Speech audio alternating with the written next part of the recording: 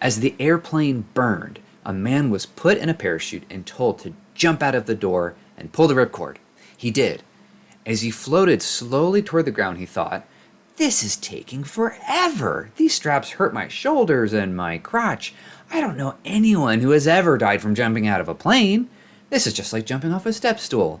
There's no danger. Look how slowly I'm falling. This is bull hooey." And he cut off the parachute with his pocket knife. He's dead now. Hi, I'm Ben Reese, your faithful skeptic, and today I've been thinking about this story of the parachutist and how it relates to today, or does it relate to what's going on today? You see, I saw this story posted in response to a Facebook post where an individual had found some data that they were asking about, hey, is this accurate? It was basically trying to show the comparison of all these different states between flu deaths this year and COVID-19 deaths this year. And they were just asking, hey, is this information legitimate? And this was one of the responses. And I found it interesting for a lot of reasons that I want to get into today. And basically, we're going to look at, does this story serve to increase dialogue, or is it more about scoring points in a debate, since we're doing the dialogue versus debate series here? And I think that I can argue that this actually committed 3 different logical fallacies in a single conversation. Now, let me start out by saying I am not taking a side on this issue. I'm not recommending anything for policy. Please go to your local or federal authorities if you want information about this issue. Snopes does not need to fact check me here. I'm not going to be talking about that. I'm just going to be talking about this example, the specific example.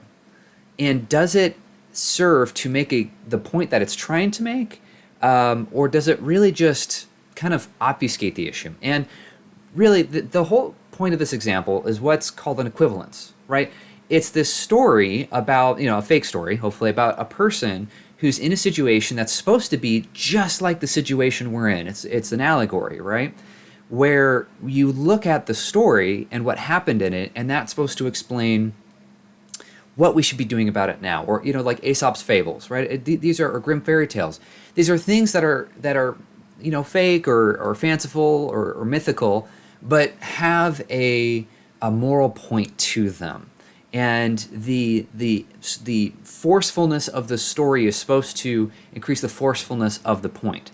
In this case, it's pretty obvious here, since this was being brought up, that the person posting was advocating a cautious approach in scaling back or removing the shutdown that's occurred across our country and across most of the world.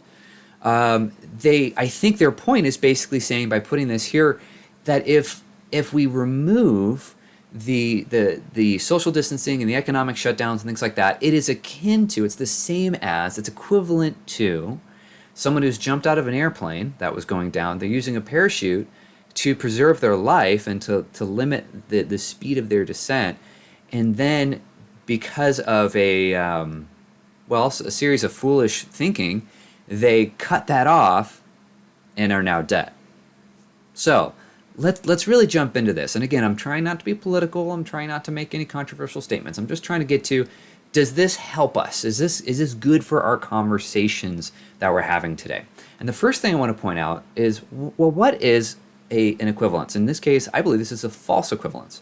Well, Wikipedia, which is always reliable, that's a joke, states the definition this way. A false equivalence is a logical fallacy in which the equivalence is drawn between 2 subjects based on flawed or false reasoning. And I think I'll be able to show that today. So, what are the 2 things being equivocated here? There's actually a couple things, but here are the main points, right? So we've got kind of 2 things happening. We've got the setup at the beginning, the airplane's burning and the person jumps out. That's the setup. Now we're really looking at sort of what are the choices in front of this man who is falling out of the sky and is currently using a parachute to arrest their fall. Well, the first equivalence is the results of maintaining the shutdown policies or choosing to maintain the shutdown policies as is like maintaining the parachute. It's keeping the parachute on. That these things are the only thing that's keeping us from certain doom, right? And then the second one is that the result of scaling back these shutdown policies or ending them or whatever would be akin to cutting a parachute with a knife. Now let's look at these one at a time. The first one, is the results of, or what we're seeing, maintaining the shutdown policy the same as maintaining a parachute? Well, sort of. I think so, that we have some degree right now of, we've been able to see that the curve has flattened, right? We've put these things into effect. As it were, the plane was going down, and now it's not going down quite so fast, right? We were falling out of the sky. We've engaged this parachute, and now the parachute is arresting our fall, and it's making things not as bad as they could be. That we're not dying because of the parachute. Well, okay, I think that's pretty fair. I think that was kind of the point. It's an emergency. I think that's a fair equivalence, actually. That's an emergency procedure done to try to avert disaster, and I think that's fair. But was the plane going down? Well, that's one thing we don't really know. You see all the models that these policies were built on, we keep finding out that they're inaccurate. Now, I'm not saying I personally support or not support any particular policy here. Again, don't yell at me. I'm just saying we didn't have very good data. And the reality is, in this story, the story is kind of assuming, or it's pointing out, a situation in which we're all very familiar with, kind of the mechanics and the math involved, right? We get that when a plane is crashing and on fire, it's burning and going down, and they're having to abandon ship, that unless you intervene, you got to do something, right? This is a well-understood scenario. And that's the point I want to make, a well-understood scenario, where in reality, with our current situation, we don't understand it. We've never gone through this before. We've never been able to observe and test a global pandemic. It's a first time. So having that same kind of assuredness is a little bit foolhardy here, because we really don't know what's going to happen and how things are going to turn out. What the rate of descent is of the airplane, as it were. We just don't know. We also don't know what the effect of putting the parachute on has been. Again, we don't know. I just heard today that there may have been tens of thousands of flu-like mysterious cases in November and December before any cases of COVID-19 was ever diagnosed in the United States. And some people are speculating. I'm not doing it. I'm just saying that they're speculating that this might have been in the country for a lot longer. I'm just saying we are working with a fog of information and to equivocate an airplane crash with a global pandemic, where we don't have the information of a global pandemic, is a bit of a false equivalence, where we can't make that kind of one-to-one association. Now, the result of scaling back down the policies, right, is the akin to cutting a parachute. Well, right away, there's one thing that's really obvious about this, is that this example, I'm sorry, I should have been showing it to you the whole time. There it is for those of you watching. I have this fancy software, I'm not even using it. It's not so fancy, it's free. I'll tell you how to get it if you're curious. So the story goes that he cut off the parachute with his pocket knife. Okay, kind of obvious observation here. If you cut something, especially if you're falling down, right, and you've got the parachute on, you cut it with a pocket knife, you can't reattach it, right? You drop, parachute stays where roughly it was. That's a very final decision, isn't it? Right? Like, we know it's very, very final. You can't reattach that parachute. Maybe you got a spare backup parachute, but that's not part of the story, so we can't assume it's there. Is that the same thing as scaling back these shutdown policies? Well, no, it's not. Even I think our state in Georgia, where we are, they are going to start to scale some of the things back. That doesn't mean everything's open again, and movie theaters are going to be showing, and we're going to have sporting events with 50,000 people all sitting together breathing the same air. That's not going to be the case. It's a scale back. And I don't think anyone's suggesting that we all just jump back to the way things were. Even schools are suggesting they might stay closed until next year. And hey, maybe that's a great idea.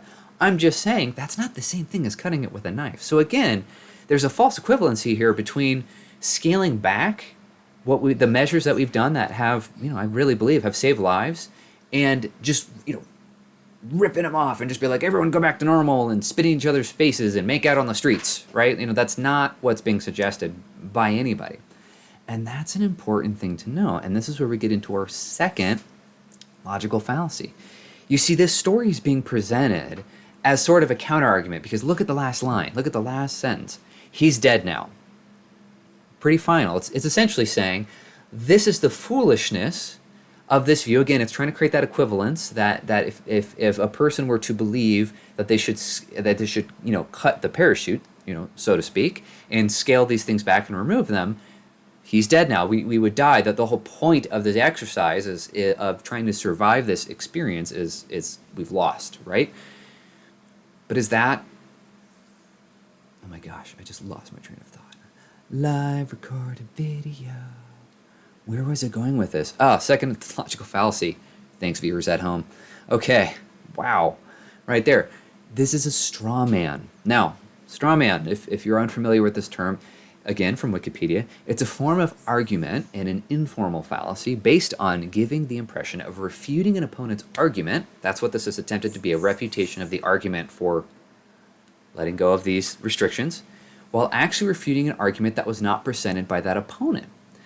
Now, one thing to point out here, these are things usually used in debate, right? The original poster, their comment, which I'm not going to share because whatever, but their comment was essentially, hey, here's this interesting data, can anyone verify this? Was essentially what they were saying, and this was the response. So right away we have a big problem where the response here seems to be targeting a specific idea, cut the parachute. Right? Let's just use that terminology. We're going to cut the parachute. But the individual providing the original post that this was in response to never actually suggested anything. They were just asking for information. So the commenter, the person who replied with this story, they never actually took the time to understand the views of the person posting in the original comment. They just sort of assumed. And then they used the story to construct this idea of that person's views, which they never shared, and then proceeded to attack it, essentially, right? You can see there is no danger. Look how slowly I'm falling. This is bull hooey, right? There's no danger. I don't know of anyone, just to be fair, who's advocating for a scaling back who doesn't acknowledge that there's been some danger. I'm sure I could find somebody out there who does that. But that's especially not the case in this particular discussion. That no one was advocating, even in any of the replies to the thread. I don't think a single person was advocating, hey, this has just been fake, right? That there's been no danger all along. I mean, that's kind of what this man in the story is essentially saying. I've never been in danger. The parachute is not helping me in the least. It's not providing any safety or protection. And I'm not in any danger. This is no different than jumping off a step stool. And that is a straw man. That is an argument that I don't think anyone was making in this thread. And hopefully you can see it's a little bit overly reductive. Even if somebody was advocating for that, it's really overly reductive. And that is another logical fallacy. So first you have this false equivalence where they're trying to make a point of, well, you're saying, your idea is dumb because look at this example, this equivalence that demonstrates how dumb that this is. But at the same time, they're not actually correctly identifying what the person's value or their idea is. That's a straw man argument. So there you go. Now, there's some other things I want to just point out. In this story, let's use that line about this is just like jumping off a step stool. Let's think about that literally for a second. Let's imagine for a moment that this person had a very sharp pocket knife, so they could just go like that and cut it instantly. And the reason they're saying this is just like jumping off a step stool is they're 6 feet above the ground. It never says here what their elevation is. Now, the assumption is, because we know math and we've probably seen a movie or something, that if you just fall from a great enough height, you'll die. And that's the point. He's dead now. But what if in this story, the person was 6 feet off the ground and they cut their parachute 6 feet off the ground? Now, I know you're still coming down at a decent speed when you're skydiving, even with the parachute. But even 6 feet off the ground, that the amount of time that you have to accelerate, you're not going to reach terminal velocity. You might sprain your ankle worse than you would have otherwise, but you're going to be fine, in which case it's just like jumping off a step stool. So here there's an assumption here that, hey, this is from thousands of feet in the air. But we don't know that in real life. We don't really know if the danger has passed because we've never experienced anything like this before. So in real life, let's apply this to our current situation. We don't know what elevation we're at. We could be out 3,000 feet and we need to stay with that parachute exactly the way it is for another, 5 weeks because it takes that long to get close enough to the ground. Or we could be 6 feet off the ground, that there's still a little ways left to go and then we're dropped. But we don't really know because they don't have the models. So again, that's a problem with the false equivalency thing. That's another problem with the straw man thing. And it just is this overly reductive, and this is where we're going to get into the third point I kind of want to make about this. It's kind of an attack. It's kind of an attack on the individual, because just look at the way it's written, the thoughts of the person saying this, right? Because the person who this is targeted to, their role in the story is they're the man with the parachute, right? They're the one who's told to put on the parachute and is jumping out. Now they're complaining about it, right? It's taking forever. It's uncomfortable. They don't personally know anyone who's died from this situation before. This is specifically targeting the perceived opinions of the people that this is attacking. And I'm using the word attack for a reason, because that's the next logical fallacy, number 3, an ad hominem. Now, this is short for argumentum ad hominem from Wikipedia. Typically, it refers to a fallacious argumentative strategy whereby genuine discussion of the topic at hand is avoided by instead attacking the character, motive, or other attribute of the person making the argument, or persons associated with the argument, rather than attacking the substance of the argument itself. Now, if we weren't sure if this story was an ad hominem attack, the thing I'm leaving out is actually the person's response in another comment later down in the thread, just a couple minutes later, I believe, where they basically then question the motives. Are you really trying to seek the truth, or are you just following someone's propaganda? I'm paraphrasing here. So in this case, especially with that second one, we can see this is actually an attack. They're equating this person, again, another false equivalence, this man who's that jumped out of the plane and in the parachute, that they're whining about it's taking forever while it's saving their life, that it's uncomfortable while it's saving their life, and presumably the lives of other people too. They don't know anyone who's been personally affected by this problem while it's saving their life, that they are being ridiculous in ascertaining the danger or the impact of what's happening, jumping off the step stool, and that they're being potentially willfully or maliciously ignorant about what's going on. Look how slow I'm falling. Obviously, it's sort of the suggestion here that this person doesn't understand that the parachute is the thing slowing them down, right? Because obviously, look how slow I'm falling. Well, obviously, it's from the parachute. Like, most people would understand this, but the way it's being set up is it makes this individual seem just petty and dumb and selfish. And that's what's going on. But this is an ad hominem attack. This is actually targeting the character of the person who provided the original post. It's not even addressing their argument, because, again, they didn't provide an argument in this. So what's really the point? What's the result of all this? Well, this overly reductive false equivalency, it doesn't help us actually uncover the truth of what we really need to know, which is the short and long-term effects of any policy decision. That's what this is concerning. Is it beneficial for us to hold on to the measures, keep the parachute? Or is there more harm in actually waiting? And that's the other false equivalency, is it's assuming that it's a minor inconvenience to be in a parachute. But there's a lot of people who are experiencing more than a minor inconvenience right now without having the disease, but are affected by the shutdown, including with medical situations. And I'm not going to get into that, but just look around. I'm sure you can know somebody who has lost a job, or is struggling with mental health, or is a victim of some type of domestic abuse or violent situation that this shutdown is compounding, right? We don't know what the effects of either decision would be on both the situation with the pandemic and the situation with the other social problems and other social issues that we need to address at the same time. And this is the worst part, and this is what I really want to focus on. It completely shuts down the dialogue between the original poster and the commenter, who maybe didn't even really read the post, because, again, this isn't actually in response to anything the original poster said. The commenter's just responding. So, and hey, if this really is felt like an attack, right, it kind of offends the original poster by making them feel like, wait, are you saying that I'm being stupid, that I'm being ignorant, that I'm being petty in my beliefs? That doesn't encourage dialogue. Now, this type of thing could score major points in a debate, right? Major points. And I've seen this. Have you ever seen a debate?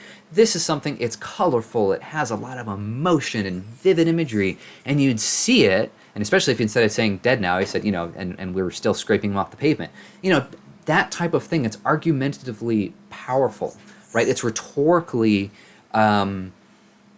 I'm trying to alliterate with another R word and I just can't right now. But it's rhetorically strong. Yet, does it actually increase understanding? Does anyone here actually understand what the other person's view is? No, it doesn't. No one knows what anyone's talking about now. Now we're just starting to attack each other. We're starting to get into each other's character, ad hominem attacks. And that it not only just diminishes the ability, obviously no useful information is being exchanged, but now it's going to create a division between these two individuals. And in a debate environment, that's not necessarily bad because both people know going into it that these types of tactics and things are going to be used, often unfairly, but the point remains that there's the expectation this is okay. Instead, that's not the context of this conversation. Well, it's not even a conversation. This post wasn't in the context of a debate. It was somebody asking for information and then being shut down. So what can we do instead? I don't want to just rag on the person doing this. So first things first. And I'm going to say this every time I have one of these videos, assuming I get to have more. Assume positive intent. I cannot stress this enough. This will save so many relationships and conversations in your life if you just assume positive intent. Essentially, instead of assuming that this person is being petty and selfish and mean and stupid on purpose, look at that original post, which was, hey, can anyone verify this data? And say, wow, I think this data is very skewed. I think there's a lot of problems with this data. I think this this falsely sets up a certain situation that's not accurate. I mean, all of those responses would have been brilliant because it assumed that the person truly did have positive intentions to really understand what's going on and not to try to peddle some propaganda, which is what the individual suggested in a later post. So assume positive intent. API for all of you programmers. That should be easy to remember. Assume positive intent. Next, ask questions. And not demeaning questions or leading questions. Ask legitimate questions. Ask, well, we'll get into that, but like, hey, oh, I actually have these right here. Okay, so let's say that you're assuming that you know that they want to reopen the economy from a previous post. You know this individual, they're putting out this data, you think it's in response to their previous statement that we want to reopen the economy and go. Ask them, hey, why do you want to reopen the economy? Right? Because maybe you're assuming there's some capitalist pig or something who just wants to make $1 million and or whatever, right? Like exploit people, or I mean, I don't know. Like it's your random thought of what they need. But maybe when you ask them, why do you want to reopen the economy? They're going to say, well, I have families who I know who have lost their jobs and are struggling to feed their kids right now, and I want to make sure that they don't starve or they don't have and like they can't get unemployment checks and they're not getting their stimulus and all of the local food banks are out. Okay, wow, that's a pretty good reason to want to open the economy. Now, that may not be a good enough reason, depending on the level of pain and suffering that's being caused by the pandemic, but now it gives you some more information to work with. This person isn't just operating from some greedy or selfish point of view. They're actually looking at the needs of other people, right? And that will inform how you can talk with them later. Other questions you can ask: what do you think we should do in regards to policy if this information is accurate? Right? Like, it was kind of highlighting how there's spikes in New York and Seattle, and we kind of know this from paying attention. But things like in Texas and Georgia and other places have relatively low amounts of infections and deaths. You're just asking, well, what do you think we should do with this information? Right? And now maybe if they say something stupid and dumb and selfish, then you can start to address that kindly. Right? But now you can actually get some more information. You can ask them, would you reopen the economy completely or scale it back in?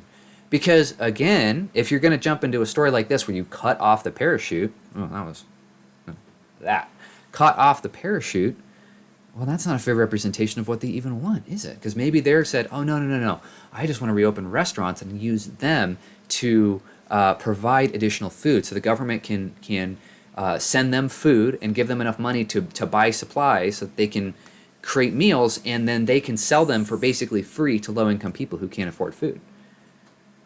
That's a pretty smart idea. Maybe that's a good idea. Maybe the risk there is low enough that the reward of being able to feed families who maybe can't buy groceries right now is actually worth it. Another question: how would you decide what regions, states, or cities you would reopen? Great. How would you mitigate risk of a second wave of infections? These are all questions that further dialogue, that allow you and everybody involved to get information. you're not scoring points. You're seeking understanding. Now, if they go into a direction that you think is completely ridiculous and inappropriate and has these things, but you now have something to work off of, because now maybe they've said something that you're like, whoa, are you saying that? And then you can address that point. But you're not attacking them as a person. You're not attacking a set of ideas that they don't even hold. I mean, how are you going to convince them if you're arguing against something they don't even believe in? So let's do a little checklist, just so you can remember. What is your checklist before you provide any response on social media or any kind of post in regards to an individual person? By the way, hopefully I've done that here with this individual, if they ever happen to see this video. First, API. Were they assuming positive intent? Are you assuming positive intent when you post?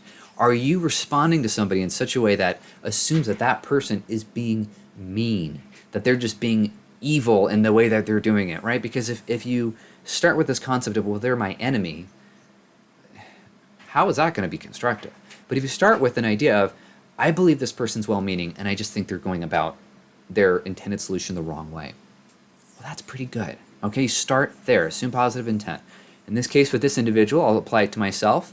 I believe that I do know them decently well, and I believe they did have positive intent. They want to see people not hurt by this virus. I know some things that are going on in their personal life right now that could accentuate those feelings. And I believe that maybe if they were being mean, they were doing it more from a place of just fear, in a sense of they're afraid that if certain policies are taken too far, that it could bring more harm. And hey, I agree with that. And that's actually the second point, agreement. Are there any points of agreement? Like, seek agreement. Did they say anything that you agree with? And I think I started the video with that. Hey, the parachute, the social distancing thing, personally, I agree with it. I'm glad we're doing it. I'm glad we're doing a shutdown. And I'm glad we have a central bank that can print trillions and trillions of dollars so that we can still afford food for those of us who are unemployed. I don't know about the long-term ramifications of that. I'm not an economist, but I can agree that I think those measures were the right ones. And so I think the person who posted this, and I would agree on that, right? And seek that agreement. Try to state that agreement first. So you're treating them with kindness and respect and assuming that they're having a positive intent. You're trying to find agreement. And then think about this for yourself. Are you seeking understanding of their view, or are you trying to score points? Essentially this way. If after posting this you're going to feel better, you might need to double check why you're posting it to begin with and what you're saying. Because sometimes we just want to feel better because we're going to rip them and say this. And if anyone's ever written an email that they knew they shouldn't send, they should know that when you're typing something or writing something down, it's completely different than looking at a person's face and then trying to say those same things. Especially if you're kind of walking that line between, hey, I really want to kind of tell you I'm hurt and frustrated and say this stuff, but you're doing it in text form, you can't read any emotion in text, right? You don't know. So really, got to think of yourself. Am I seeking understanding? Am I going to be able to reiterate back to this individual their view perfectly and have them say that, yes, that's exactly what I believe and why? Or am I trying to score points? Am I just trying to feel better? Or am I trying to make them shut up because they're being stupid or any of those things? Those are all really unhealthy and very not good places to start. But it's a way that you can do a test. And in this case, I'm trying not to score points. Maybe I'm scoring views. But I'm not trying to be mean about this. And I get where this person may be coming from. I'm just trying to say that this is a bad way to do it. And then finally ask yourself, is this going to offend this person or is it going to encourage them? Hopefully in whatever response or anytime you ever talk to anyone, your goal is to encourage them. Your goal is to say, hey, I disagree with you, but I think you make some really strong points. I'd like to understand more of what you're saying.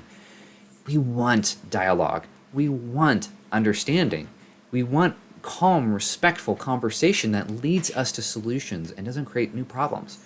If you just seek to offend, you don't win anything. You really don't. Maybe you've won an argument, but you lost the battle.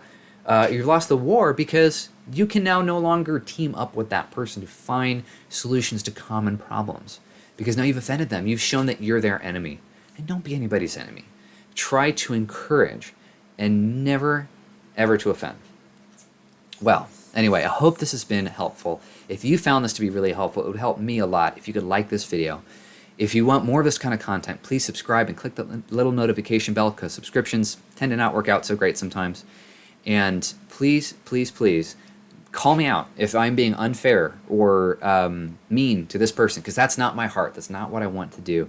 And I don't want to do the exact same thing, false equivalence, straw man, ad hominem attacks that I believe this person might have done, even meaning well, to this other individual in this conversation.